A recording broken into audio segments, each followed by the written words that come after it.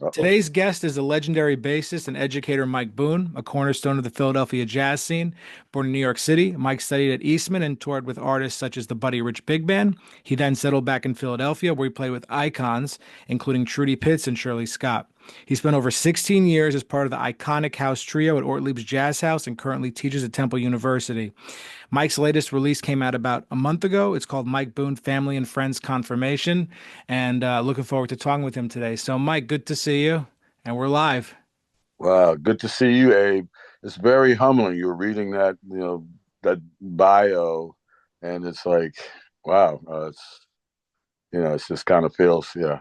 Thank you for your interest in having me, and thank you for what you're doing. First of all, yeah, I'm gonna give you your flowers right away before you even start about me. You said you're gonna be in a while, right? I appreciate you doing this. We talked a little bit beforehand about these times, and we have our assignments, and you're like doing what you're doing. Obviously, a labor of love. Nobody's like you don't have a barrel full of money, or maybe you do. I don't know about it. But That but would be nice. that would I be would, nice. yeah, I think and you'd I be would really, if I had it, I would say it. I yeah, I wouldn't would, care. but the fact that you do and you take it upon yourself, and I think and the folks that you seek out. So I just want to get that, like I said, I just want to really, I do appreciate that. So I may interject those type of things from time to time, but I just want to at least get that first one in. So No, no, I appreciate it. We spoke on the phone for about an hour and a half. Maybe a few weeks ago. We talked about the world of jazz. Everyone is complaining about the jazz scene. We need change. We need reform. Things need to change. I mean, I've been hearing this for the last 15 years, at least since I started working in the industry. But like, it's everyone says change, change, change. But when you think about change, what comes to your mind, if first and foremost, that needs to happen for the music to grow and just for the whole overall scene to be healthier? Jesus, great question. I mean, it's a lot. It's a lot. I mean, first of all, I've been blessed to still try to play this music and try to play. I'm 68 years old. I'll be 69 in August, Lord willing, and but yeah, I mean, just to be playing, a lot of professions, like certainly the sports professions, I think that comes to mind. It's a short window. You get in there early and you get out. If you're lucky, maybe you might coach or teach, or maybe if you're a person that's got some kind of personality, you may do something in there. So it might have been related so you can kind of survive. I would say the vast majority of those folks, they got to figure out, hopefully they live off of what they did, and because physically they can't do what they said. Music, it's a little less. I mean, it's a lot harder for me to do what I did 40 years ago, but music is a thing that keeps going, and you always get better if you really put the time in. And the bar has been set so high with such great music, and you're just trying to be relevant. So in that aspect, as long as you have breath in your life, breath in your body, and enough strength to try to play the instrument and do it effectively, that's just an ongoing thing. All right, so that's one Well, part. yeah, we're all students, which is what We're all students, we yeah. we So we said that on the phone because people get some accolades or they get some awards or they get more mhm. gigs, but and overall their confidence changes and there may not be the same person they used to, but the best of the best of the best of the best all made mistakes in this music one way or another, and we're all students. Like you're never done. Anyone who thinks they're done is dead. Well, yeah, I mean I think most people realize that, but the lure of success, and then I mean you got to understand. I mean, I was here when we had black and white TV. I was here when cell I was here when phones were plugged, when you had phones were plugged into a wall. I was just now. I hate to go back to that. I'm gonna tie this all into on what needs to be done, but stuff was just more hands on. So jazz education or all that's a phenomenon that's come about in the last maybe 50, 60 years, and that's infiltrated the actual aesthetic of the music. Maybe some of it necessarily so. I don't want to start bashing, but No, I I, think I agree that a lot of the education can be very misleading in terms of what people can do, like on the bandstand or in a career. yeah, that's one aspect of it. And then, so that's but and then that came about maybe what I would say maybe late '60s. I think of colleges like North Texas State. It was under Dr. Leon Breeden, and he had those like lab bands, 1 o'clock, 2 o'clock. They would do Right. these. Like, I don't know if you remember that stuff. The whole, Yeah. but they were out there, and a lot the Lizards, I think they used to call themselves. University of Miami. A lot of Berkeley was definitely ahead of the curve in terms of music and just the industry part of it. That was always there, but that kind of entered. They that and academia. I think at some point they kind of fuck it. I'm gonna say it. They got into bed with each other, and I'll just say what I remember watching the Grammys. Well, first of all, let me just say you could say whatever you want. There's Okay, good. Yeah, yeah. yeah. Because I'm just gonna go in there, and like I said, this is just what needs to be changed. I have to lay the groundwork for what I think happened before I can talk about what needs to be changed. Sure, And, sure. try to clock me on this, but this is important. I remember. I don't know if you remember the year that Esperanza won the Grammy. Oh, in the 2000, what was it, 2010 or I don't know, around that Well, yeah, time. so it was around then. So was it 2025, right? So let's say 2010. Let's say 12. But somewhere like at least 10, at least over 10. I just remember like the competition that she had. And actually, I don't know if you remember, before that, there was like almost a 5-minute ad that Berkeley had took out. Oh, really?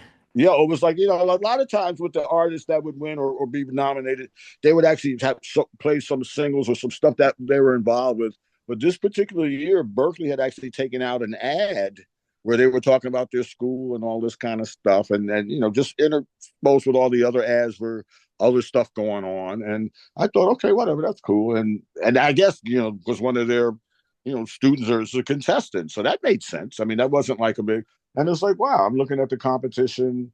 And, of course, Esperanza, I mean, it's amazing. You're singing and play at the same time. You're female, you're biracial. You kind of got a lot of stuff lining up. You're very talented, but all that other stuff's going on. You got college educated, and there's an ad that's there. That's just part of the, I guess they had to pay whatever. And then they start to announce the winner. I'm thinking, damn. And the people that she was up against, was like, they were all right, but she was clearly the most talented, I thought, personally, and I'm sure a lot of other folks thought, and I think, damn, she could possibly win this thing. And then they announced the winner. It was like, part of me, yeah, I jumped up and joined. I said, whoa, whoa, whoa. And then part of me just said, whoa, ooh, ooh, slow down. What just happened here? Oh, okay. And I'm thinking back to the commercial and, whatever. And then she wins, and it's like, and then whenever that was at 10,000, 2010, 2012. So fast forwarding up to now, I see where, a lot of folks have, you know, just the rise of these new stars or just I don't know. I mean, I just saw that as a merger of the industry, into the academia, because okay, this is the first time. I don't know. I guess Pat Metheny probably won a Grammy back then or so. But this was the first obvious like byproduct of academia for Okay, lack. yeah, best new artist for 2010. Is that what it was? Okay, so right, perfect. Okay, thank you.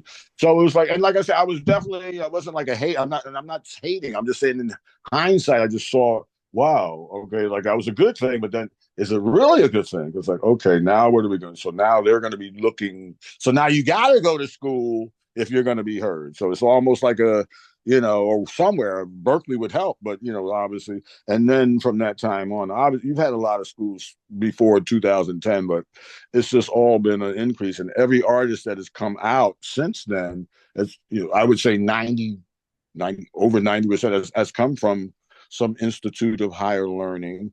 I mean, I don't know. That's just a theory I have. I have a lot of different theories, as folks may know. I just kind of, so I just saw that as a telling sign. And then, and then I look at what's happened with the music. It's a lot of stuff that's kind of open ended. And then at the same time, you have a lot of traditionalists that are just trying to sound like certain. It's weird. It's just it got compartmentalized, and people are trying to sell records. Artists just calling yourself an artist at 20 something years old was like, I mean, okay, Mozart was an artist. Okay, Hmm. Stevie Wonder was an artist. Okay, Prince was. I mean, there's levels to this shit. And it's like I don't know. I think the bar's been kind of, and this is not just the Esperanza or those kind of folks. I'm just saying when that happened, I think that was some kind of merger of sorts. Does that make any sense to you at all? So when she won Best Artist, in a sense that the parameters were set of what jazz could be based on that, and that changed everybody's whole direction and just made an influence that people thought, I don't know, maybe people thought their career was going to be something they're not, or maybe it became more driven for the wrong reasons, in a sense. It could something related to that. I don't know. Maybe part of that, but just the fact that it's like, okay, I don't know. Maybe that's just my personal thing. I don't know about because her music ended up morphing into some other kinds. I mean, when she came along, she was kind of I wouldn't say basic, but I mean, she played the bass and she sung and she played at the same time. But then she started doing stuff with, I'm sorry for all this, Milton Nascimento and just going in like different directions, like orchestrally and just moving away from jazz in a weird kind of way. And that's her choice. I think, her winning the Grammy probably certainly allowed her to experiment, and do some different things and bring some different, ideas together. But I just the idea that her coming from that background and just knowing that everybody has to come through and that corridor and get degrees, and there's a lot of folks like yourself that have actually have master's degrees. And it's like I don't know. I mean, And it's that's another conversation about music school is that that this is something else I've been thinking about.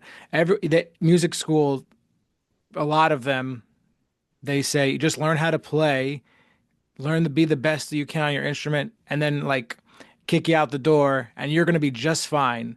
When in reality, most people get they once they leave, they completely stop playing. They change careers almost within like a year or two because they realize, oh, I thought because I had the degree that things were just going to be happening to me. Whether it was I was going to be playing in certain places, I was going to be getting a record deal, I was going to be getting accolades, I would be having more access to teaching jobs. I mean, the list can go on and on of what they thought was going to be the case. So there's that component too. But in reality, they don't teach you any entrepreneurial skills whatsoever in in most music programs. At least I didn't learn, about those things. I learned just from being out there uh-huh. in the real world. And just because you went to music school does not mean anything whatsoever. Because once you get out there into the real world and you play in front of people, like good luck, because you're on a whole other your mindset is you are in a Well, totally different your consciousness is just in a different realm altogether when you play for people. So they well, don't there's that too. well, you touched on that. The playing for people. I grab that. I mean, as a professor, I mean, that's an interesting phenomenon that folks have come along. I feel that now to answer the question of what needs to be done, I think in order in order to implement what's been learned in the classroom, that needs to be coupled with actually performing live in a real place where real people are, where people that aren't fellow music And students. not just People, once in 4 years or twice in 4 years. no, that needs to be like I mean, I would, if I had that bucket of money that that we wished we had, or if I had to write the curriculum, I would say they would at least once a week or at least twice a month. They would have to, maybe I would say weekly. They would have to go to It could go these from like once a month to twice a month, whatever and it is, but it would whatever it have to is be something semi-regular. I mean, I regularly. don't know I don't know if that's enough. I mean, you play every day. You need to put that into practice. You go to school 5 days a week. You can't like maybe every 10 days or every 2 weeks you actually go somewhere and you play these tunes, or you actually do. You actually in front of a place where professional people. There's a level of that musicianship because of that place, that room that holds that music, and here you go, and now you try to do it. I mean, obviously, there's going to be some folks who could. Even if they had the musicians set up in a place where just in a public setting where people were passing by, but That would help. they Yeah, had to that would go help there. too. Yeah, They but were just yeah, the point is you're playing for other, which gets me to you're playing for an audience. I right. don't think with music, thank you, Lord, what music school doesn't really teach you about, in addition to the entrepreneurial things, the main thing to me, my pet peeve is they really don't tell you about the audience, the people you're playing for. Now that's going to involve, there's people that they don't know what you're doing. They don't care. They just know they're going to like it. They don't like it. They, they just want to feel good. They don't want to think about it. We, we as musicians, they don't teach that part of music. Thank you. They teach us all the nuts and the math and stuff, but they don't teach us the stuff that what we do, even when we're making mistakes, even when we're messing up stuff, just if it's honest. They don't teach us about the honesty with that energy that goes back and forth that the audience is depending on. I don't know. Now maybe I'm getting ahead of myself, but I know for me, I try to get my students out there. When on my monthly gigs at Smalls, like a lot of times I've had students, that to play. Hopefully they're at a certain level, and we just go out there. What better way to play and also make sure I tell people record yourself, video, audio. Just make sure you can hear yourself back. You're I so don't know. generous to do that. Let me just say first, like that's just so generous of you to give those musicians the It's not. opportunities It's not. because It's not. It's thank you, but it's not. It's not. Back in the day, that's what they did. That's what they did. That's what they did. That's what Blakey made a career. I don't know. Maybe I would. Generous is a certain, but just in terms of getting the experience from the younger guys, I wouldn't say Blakey was generous. I wouldn't say Horace Silver was generous. But they at least understood that energy and that synergy, that back and forth and then there's a lot of guys that also and ladies, that just understood the passing up. I mean, I guess when they were coming up, they had some elders. That whole you don't learn that in school because you're learning like recordings from what these people already grown. You didn't know about their family. You didn't learn the human stuff. You didn't, which involves and we got a little piece of that. You got yeah. that's yeah. I mean that's what I should be doing that if I I'm. know I think it's generous. I mean, I that's just the way I see it from the outside. Thank you. I wish more people were generous like I am. I'm more in my position. But to be fair, I wish some of us had more of the opportunity to be in that position that we could do that. I think we get caught up in ourselves. We all get caught up in just me, and putting out the product. I know for me, I know I'm jumping around, and you can't. You can't edit this. My Yeah, well, album. that's the point. We're just speaking, you Okay, know. good. Well, this album is called Friends and Family. I've decided, and then the title of the album is Confirmation, which is the bird tune. But I wanted to call it that for that reason. It's not just all stars. It's not just whatever. These are people. Most of these people. I mean, some of them I just met for the first time, but the core group are literally friends and family. I mean, my son's on the date. Folks I've known for years. Ben Vereen, the entertainer, he was my first employer. Tony Ventura, who's actually the son of Charlie Ventura, who's been not doing just doing stuff in Delaware, but a wonderful guitarist. So I got a chance to just get a bunch of folks. I guess from my past or whatever, just folks that also understood that, and it's that's important. So Well, as can I ask you a question? Actually, this brings me. yeah, This is something I've been thinking about. I want to know your opinion about it. okay. Um, we can, without even realize it, get locked into only working with, a certain number of players. Like for years, for me, I had the same number of bass players and the same number of drummers I would call to Mm-hmm. play trio. And then like I don't know what happened. I guess through doing this podcast and speaking to people, I kind of like said, "What the fuck am I doing?" And then like I'm like, I'm like, so now let me break this down for you. Like I booked 5 gigs in Jersey at the same place, basically. I called different people for every one of them. God bless you. People in their 20s, people in their 30s. Like I'm just trying to be as, diversified as possible in terms of I'm thinking about the age, believe it or not, because you got to give the younger people an opportunity. I How could old are push you, them. by the way? How old? I'm almost 38. Almost 38. I got a couple of kids older. No, but it's relative. I'm 68, you're 38, and you got 18-year-olds, and so yeah, you dig what I'm saying? You already see Oh yeah, the no, I'm playing with someone coming up and he's I think he's 20 or something like that, mm-hmm, but it's like I mean that's almost like half my lifetime already. So, but mm-hmm, that's the point. I mean, even just thinking about musicians, even just saying like we need to be more generous as a community, pass opportunities to each other, which I think is a problem. I don't know where it comes from. I think it comes from maybe all the different cliques and the dichotomies of the music. Like you see people who want to play like more, traditional, people who play the bebop tunes, people who play. I think we get like brainwashed into thinking we're like all different, but we're really all the same, and everyone has something to contribute. And this is what I'm talking about. Like bring everybody into whatever you're doing, bring as many people as possible. It's only going to help everybody. That's the well, if yeah, and then I woke up. No, I'm just kidding. No, but the point is, That's the way I mean, that's the way I felt, but in a perfect world, or just like I mean, you're thinking like somebody with some. That's not. You're thinking from a we perspective, and as opposed to a me perspective. Right.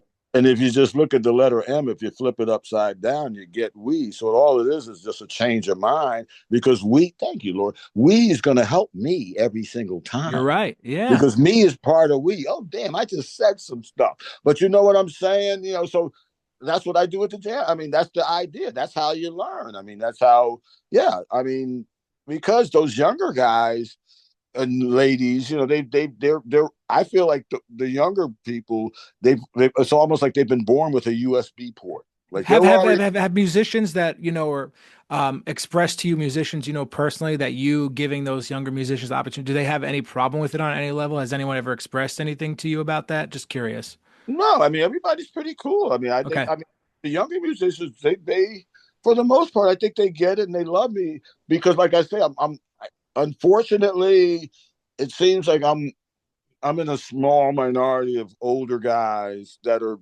just doing what I'm doing. I know Eric Wyatt, who you've talked to. He's Oh, my man, your Eric. man. That's my man too. Yeah. Sometimes we butt heads, but we befriended each other probably about 10 years ago, as a matter of fact. And the same thing. I watched what he was doing. I would see his name in the paper, and I would see him, and I said, "Well, that's kind of." He seems like he's doing a similar thing, in Brooklyn over there, like I'm doing. And then we ended up a lot of the guys, a couple of guys that I guess I were their like mentors. They as they went to New York because most people you go to New York you try to make. They ended up like hooking up with Eric, so we kind of found our way, and I ended up befriending him and bringing him down to Philly. He ended up putting me and my son on one of his albums that ended up going up to number 3, and we maintained a friendship. So yeah, we're like there's only a handful of. I'm sure there are others, but if Well, I they're in the position to do it. They just aren't they doing just it. don't. But you know why? I think, and okay, let's get here. A lot of these folks are like, maybe they're like a little my age, maybe a little younger. 20, 30 years ago, they were like on the scene playing. They were hitting with like some of the legends that are, because back then, a lot more of those guys were around. I mean, I played with Buddy Rich in the 80s. A lot of folks that had those gigs in the 80s, mid, 90s, maybe up to 2000. Those folks are now in their mid 50s now, maybe late 40s up to early 60s. They're now professors at these universities, most of them. Some of them even running the universities. I mean, Terrell Stafford, runs Temple. I've known Mhm. Terrell since the mid 90s. Sorry about that, Tim. So I've known these people, they came through Ortlieb with Shirley, Scott, and Mickey, and those. So I've seen that transformation from like whatever new young lion, if you will, to like hanging out to a solo career, and now we're like still solo, still doing career stuff, but we've morphed into this teaching thing. Once again, going back to the Esperanza winning, 15 years ago, seeing how the marriage, how or just the natural link. Okay, if you're playing, you can slide right over. Or actually, you could do both. A lot of those professors are still actively touring. So I think, and this is just me, and this is not coming from a hate position because I've been blessed to do some touring if I really wanted to push that envelope or that thing, promo thing for myself, I probably would do a little bit more. But I think a lot of these guys are number one. I don't know. I think they want to keep a distance, between their students, like almost kind of like the distance that when they were like sidemen with like the Art Blakeys or the Freddie Hubbards or those kind of guys. I mean, we knew those were the guys, and these were the sidemen. Now they've like been elevated. Those guys are no longer here, so now they're professors. What about they? How about so do you feel like some of those people might think oh, I already put in my time, so I don't need to associate myself with this younger persons. It That's could be some part of of the. Yeah, I think that's some of it, and Although they got a gig because one of these older guys put them on. I mean, so it's a little bit of hypocrisy there. Also because of the competition, because there's so many great younger players, and then the hype. Who could smoke some of them on the bandstand, you know? Well, yeah, that's what I'm saying. And that's the other thing. So I think some of these motherfuckers are just playing scared. I mean, they'll get on the band. Just, like, okay, like I play a smalls, and a lot of people they take smalls for granted, but for me, Why would they do that? That's well, crazy. because it's a small little because it's small. It It's ain't the no, fucking but it's the Mecca. yeah, but it ain't Dizzy's place. It ain't the Vanguard, which is literally a stone's throw away. It ain't the Bim House in Netherlands. It But it's the ain't most inclusive jazz club in the yes, world. you and I know that, and they know that. But the point is, and why, and partly why that is, I don't mean to, is because of the transparency.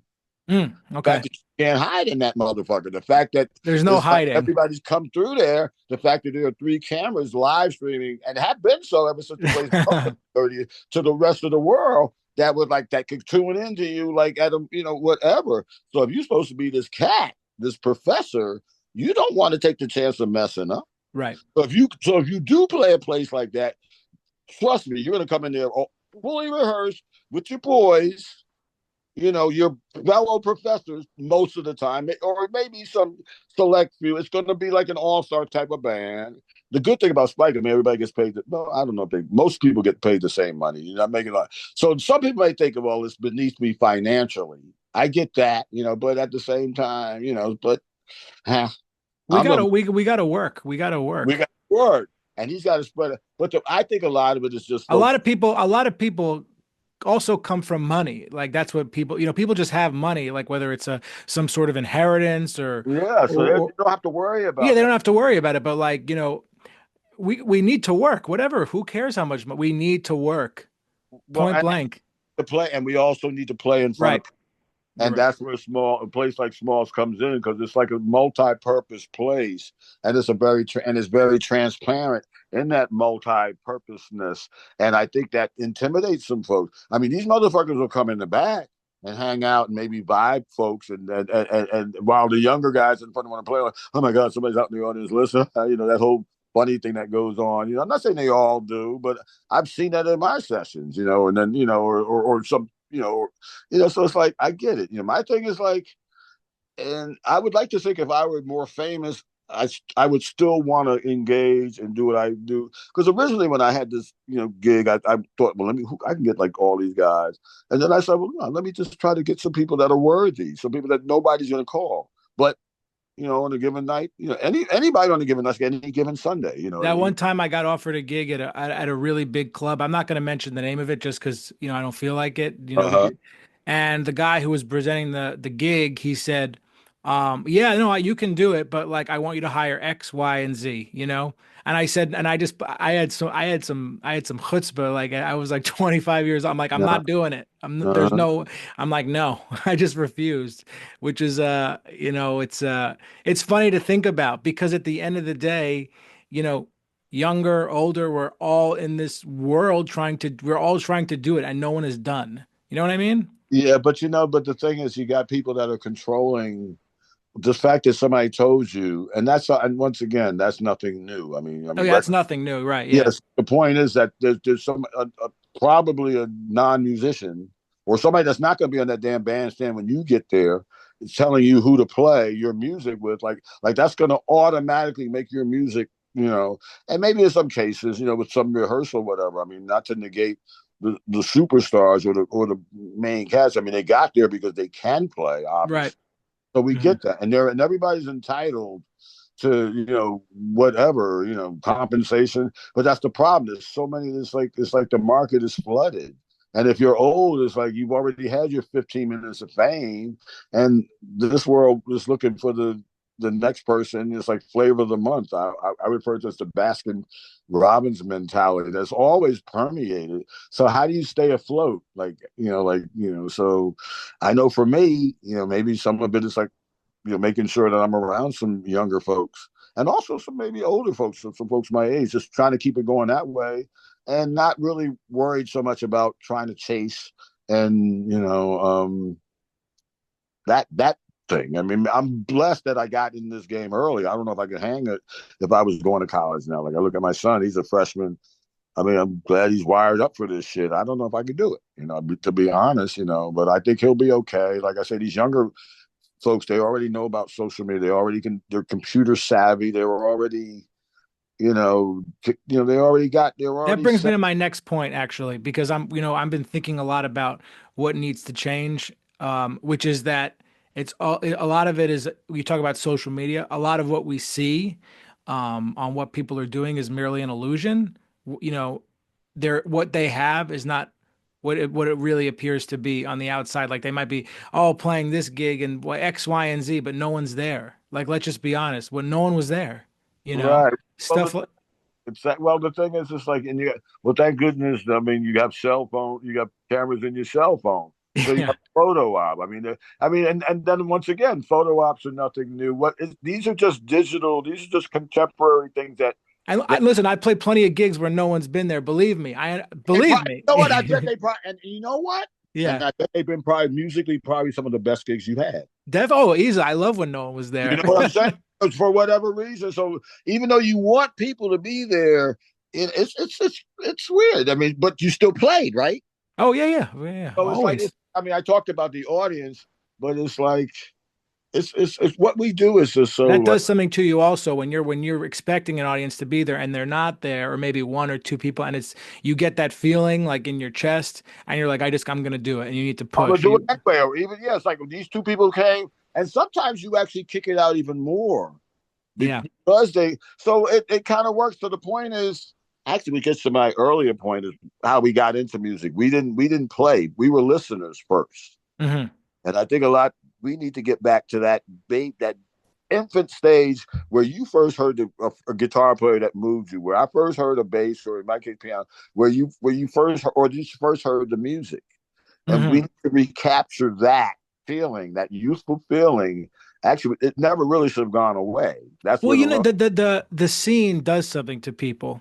it does, but you got to fight that. Yeah, You I got know. I mean, but it can take, once you get locked in or yeah. it can really do something to you, to your mental health, you know what I mean, to your overall outlook on what's health. It could be transformed to a very negative outlook, which there's also the other thing I've been thinking about too, was if like let's say you're playing a gig and with somebody, um, I feel like let's say someone fucked up or in one way or another, like you would pull them to the side after the gig and tell them what was going on, be honest, but to like publicly shame them and humiliate them can like which is what a big part of the culture was too, um Yeah, is a exactly. part of the problem too. That's well. Once again, before you had academia, and before you had certainly before you had apps and play-alongs and then recording devices. That's what it was. You played.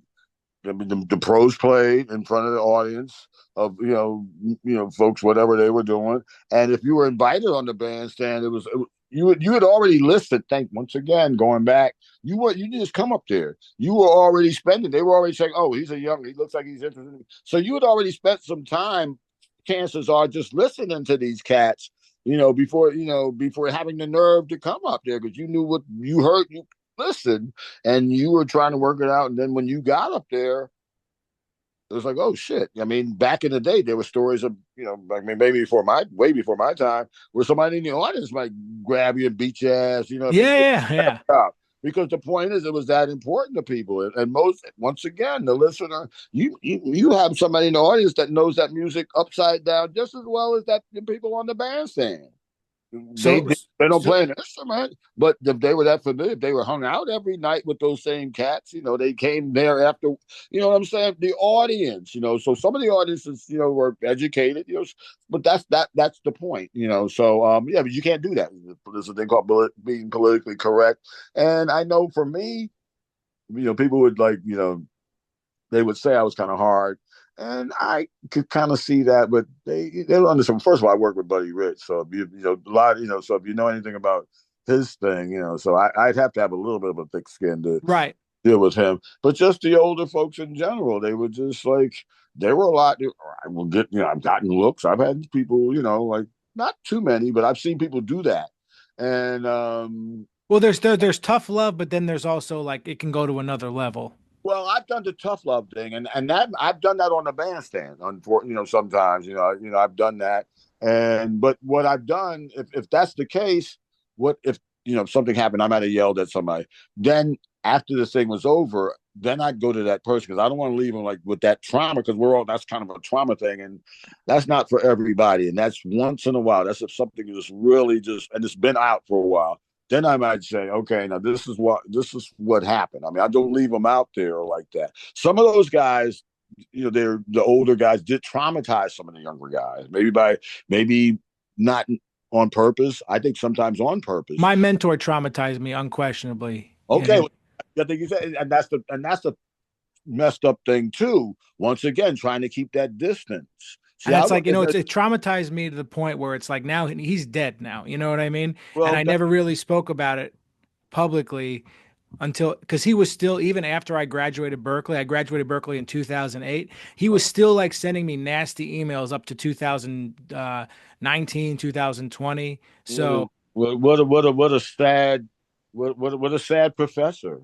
yeah, but What is that's the I thing. mean, It's and out that there. I mean, I don't God, I would and that's well, that's wrong. What do you think he owns you or something?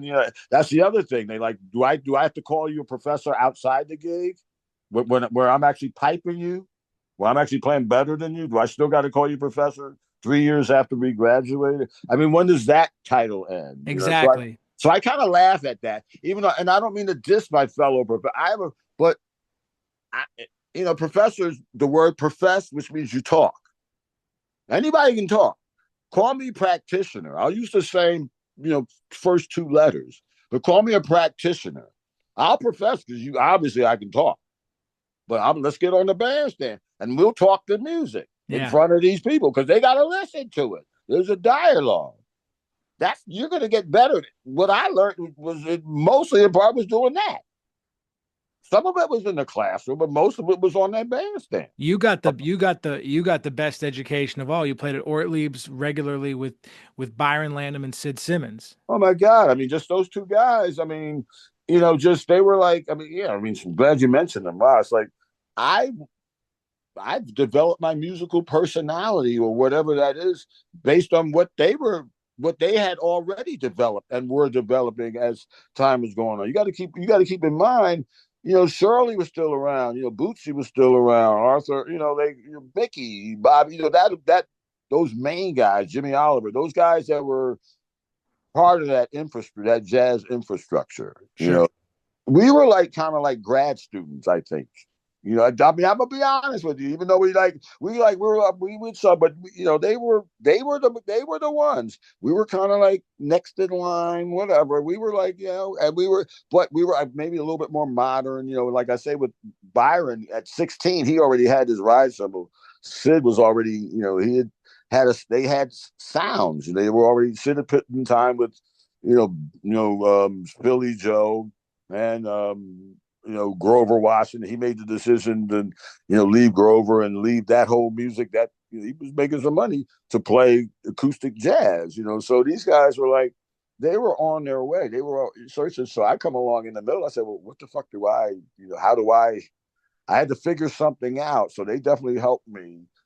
So like I said, there was a learning. We all were learning. We were playing, and cats were coming down, and there were younger guys that were up under us, like like I guess folks like Orrin Evans. I mean, he comes to mind. Or Jaleel Shaw.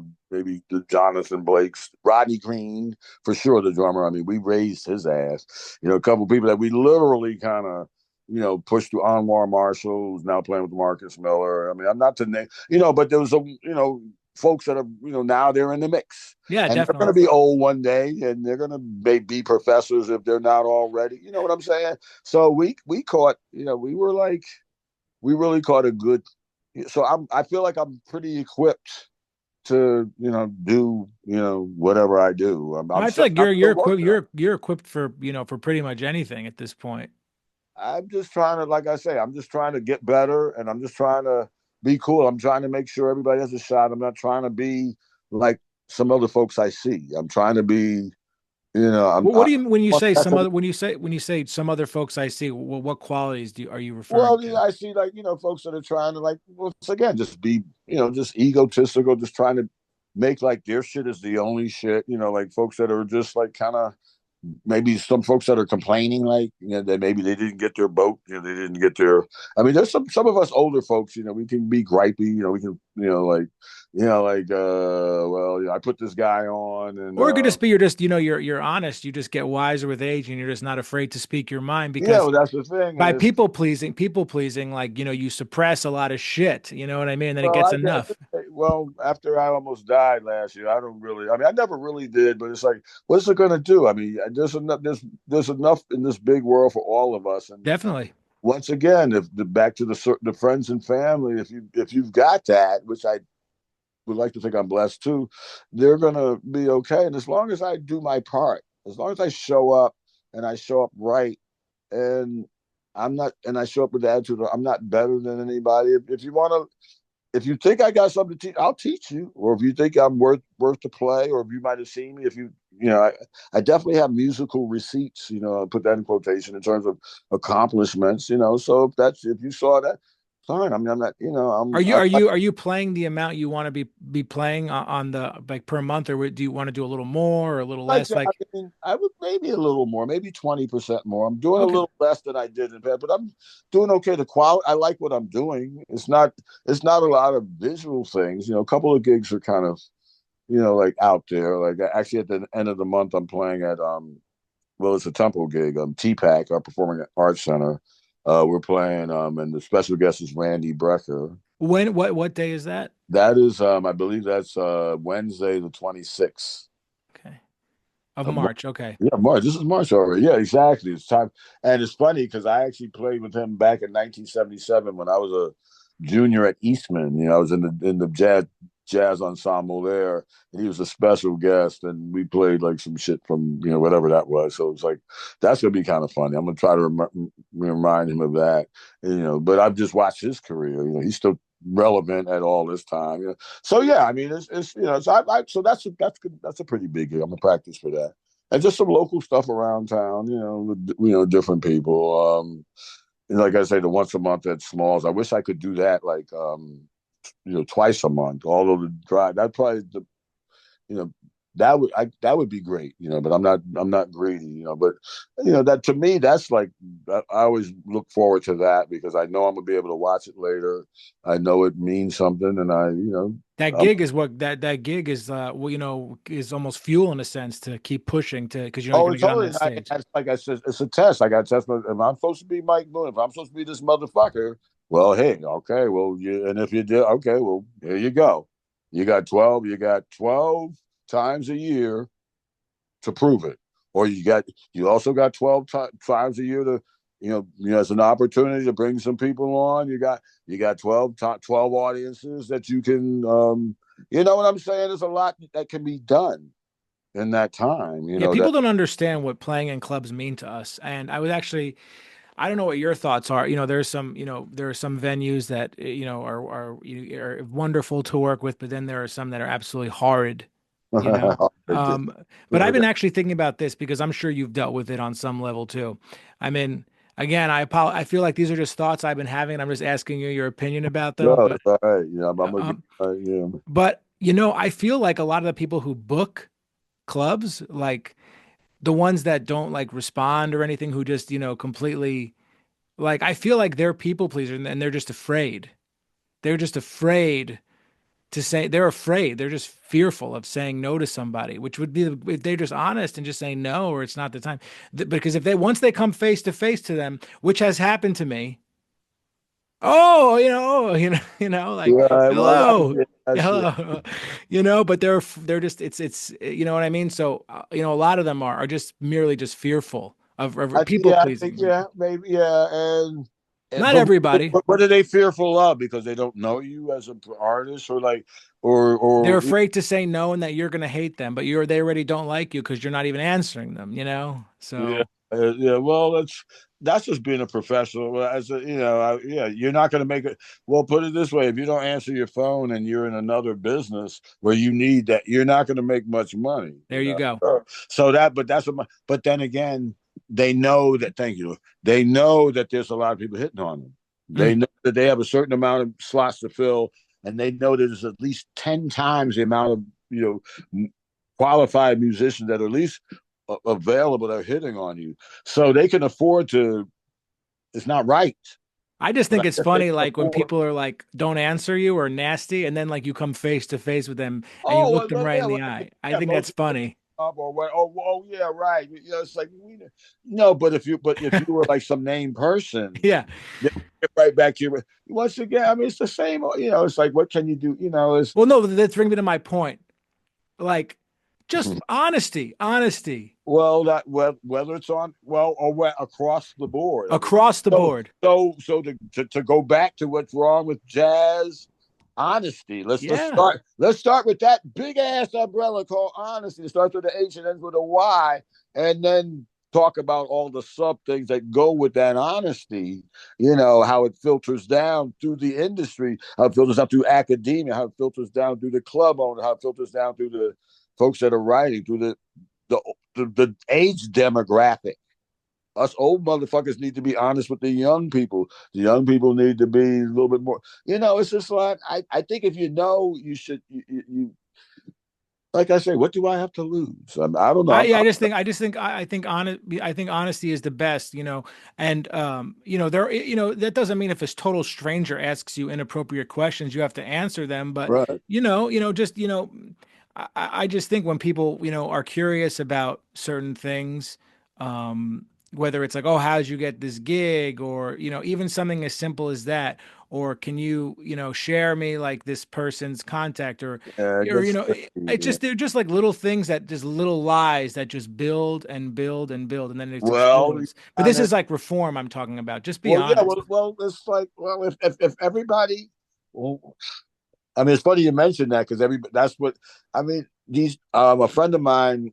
I'm sorry, I keep doing that with the thing. Adam Nywood. One, you need to talk to him. Oh yeah, yeah. I'm having dinner with him next week. Oh, see, he's on my fucking album. He's on my last, or he's on the album before. Yeah, I'll Any see him next week. Actually, we're Well, having you need dinner to talk together. to. I mean, he's another guy. He can tell. He can probably talk. We're boys. Damn, why did I even mention him? Fuck, I was going somewhere with We that. were talking about Oh, honesty. he coined this phrase, contractual relationship. And this and unfortunately, the music business, and most of the subgenres in the music, but I'll just say the music industry. Which business industry is is fueled on these contractual relationships. So yeah, I mean that's the problem. So it's just like there's no real honesty, there's no real like camaraderie. It's like, so everybody's trying to be a star, everybody's trying to put themselves. It's almost like everybody's crabs in this barrel, and somebody's trying to get just a little inch up. So the last thing I'm going to do is tell you who you're, this guy who is a con, guy that does this would do for anybody. They don't want to divulge information because they feel it's going to take from them. Something kicks in. Maybe that's part of human nature is to Like be survival instinct or survival something. thing. Well, no, I can't. And I remember years ago, like years ago, like I was somewhere. We were in Chicago somewhere, and there's a guy that was working for a company that did commercials, did all kinds of jingles and stuff. And this guy from New York was trying to, get work and sending this stuff around. And he actually asked this guy, he said, "Can I send you my jingle reel so you can put your place?" And the guy actually said, "No, absolutely not." And just like it was really like, this. Wait a minute, they went to school together. He says, "Why not?" He says, "Well, that would be competition for me." Oh, Flat out said that. And this was like back in the 80s. And I thought, wow. And it's like, now fast forward, it's like, yeah, I guess you're right. I mean, it's like, we're boys, but I can't do that. And maybe that wasn't even like, I mean, at least he said that. But, at least he was honest about it. yeah, but that's an indication that once you get yours, you got to protect yours. And True. the last people you really need to be involved are some people that do what you do, Yeah. that might even be your friends. So Yeah. you kind of do this other. I'm sorry. So you do this. this weird thing. Am I still there? No, you're good. But Mike, we gotta wrap it up. We've been on for almost an hour. This is Oh actually going to wow, man! be I even this. man, we got This to is do good. part two I because know, I know. But believe it or not, this is like you're the first person who's gone more than 45 minutes in the podcast because I wanted to like set aside time because I know I could have an honest conversation with you. So okay. Well, I hope I didn't mean to go crazy, no, no, no, not at all. This was great. This and was I hope great. I was So listening because Eric did say make sure you ask his questions. I did try to make sure I didn't jump. Usually I jump the gun a well, no, lot. we're gonna do part two unquestionably, so don't even worry All about it. right, yeah, because there's a lot of stuff that because what you're doing, you're set. See, you're asking the right questions, and we're just chipping away, and it all connects. We're I mean, scratching the you're gonna have to do surface. some editing, but it's like I'm cool with it. I know there's a lot more that I need to get to, and I know there's a lot more you want to get Oh, we're to. this just this is only part one. There's only part we may need three. Like Okay, I say, or maybe the third part is when I come to your crib and we play. Maybe the part whatever. I definitely want to do the thing where we actually play because I want to hear what you sound like, let's and do it, man. I think Let's that do would it. like really kind of be like, and that would demonstrate what I'm talking about. Well, I actually want to ask you about a certain gig, but once I stop We'll do it recording, off air. We can talk about that. Yeah. yeah, let's just say, get ready for part two.